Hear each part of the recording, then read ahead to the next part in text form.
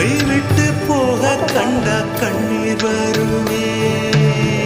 தங்கச்சி கண்ணில் கண்ணீர கண்டா தன்மானம் கூட அண்ணன் விட்டு தருவே.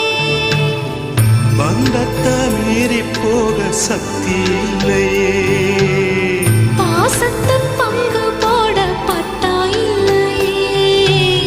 இருக்கு இழகி போச்சு வெட்டு பாறையே.